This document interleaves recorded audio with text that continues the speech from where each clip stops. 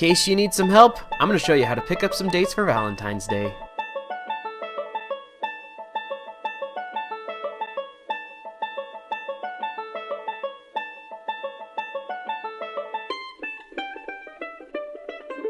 Hey guys, it's Seth, and all jokes aside, I did actually have some things I wanted to talk about this Valentine's Day. Mainly to those of you who aren't spending it alone this year.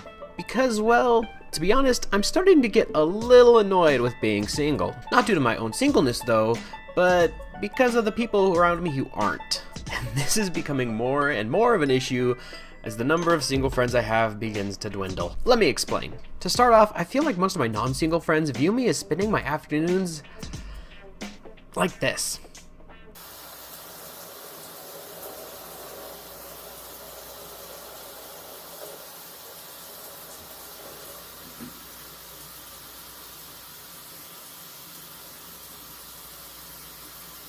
Now, obviously, this is ridiculous. I face the other way, that way the pizza doesn't get wet. But sometimes I feel like my non-single friends view me this way because they almost treat me like I'm of a lower class. yes. Oh, boy. Good sir, you simply must remove yourself from that dreadful situation. No, you must not join us on your own. That would be unsightly. Find yourself a missus and join us on the balcony for tea and crumpets. I must go now. Ta-ta.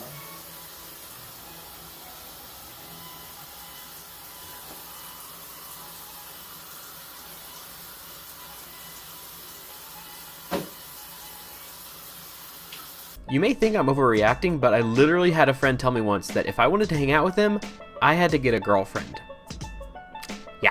Before I go too much farther, I do want to explain one thing. I'm saying non-single people and not couples because sometimes I really only know one side of the relationship. I want to clarify this because what I'm about to talk about usually falls into the former rather than the latter. I've been through various instances where I meet a new person and we become good friends. We have a good time talking with each other and hanging out, then they meet a girl, and then I never see them again. This has happened enough that I joke around that I should have a funeral anytime a guy I know starts dating a girl.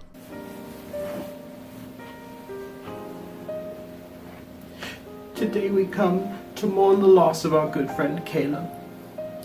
We used to talk about Pokemon and play Smash Bros, but now he's gone forever.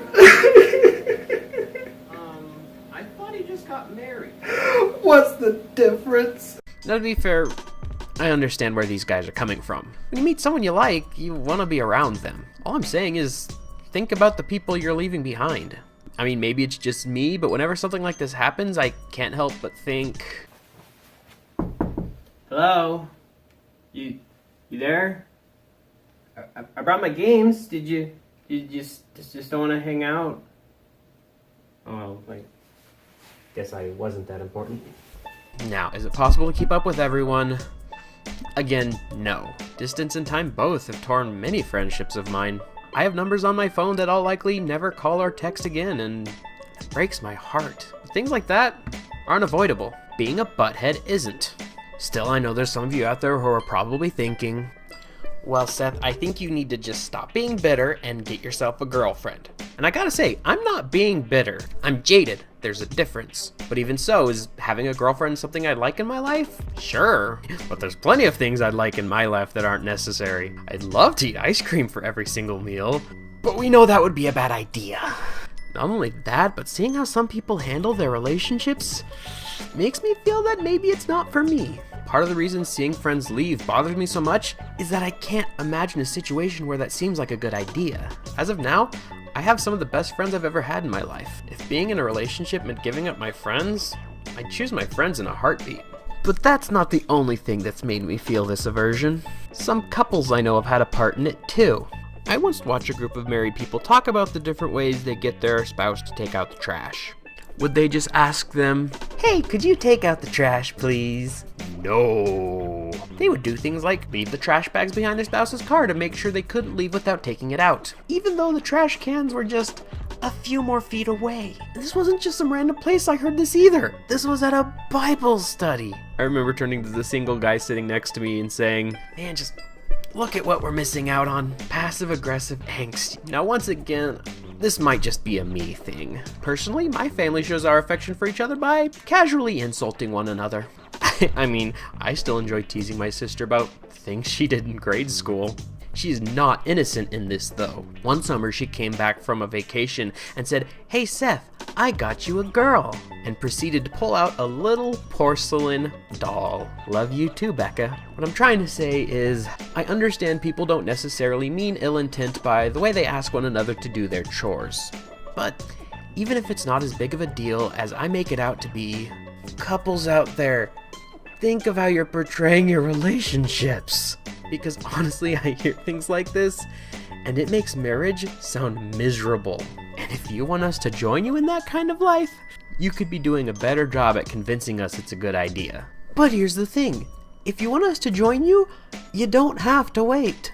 We may not necessarily be spending our evenings in the bathtubs eating pizza, but that doesn't mean we don't like to join in on things. So to those couples out there, think of the single people in your life. Don't worry, we dry out quickly.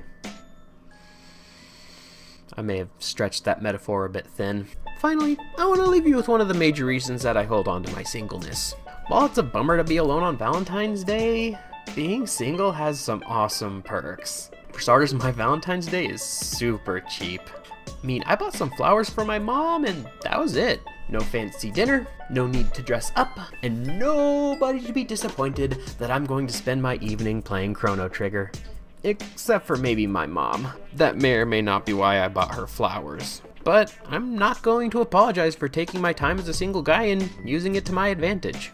Outside of work, I'm responsible to myself and my God. And I guess my bills too, but I'd rather not think about those.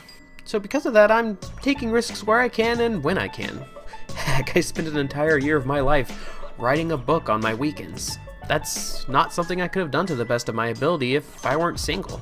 And to be frank, I don't think I'd have a chance to do videos like this either. So that's why I choose not to think of today as Valentine's Day. Instead, as this video is titled, I've dubbed it Discount Chocolates Day Eve.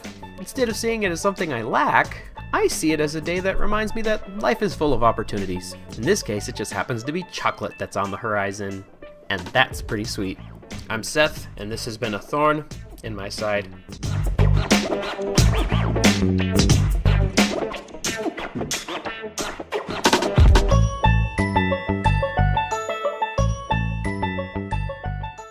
For those single people out there who still aren't convinced, even the Bible agrees that being single has its perks. 1 Corinthians 7:28b says, "Yet those who marry will have worldly troubles, and I would spare you of that."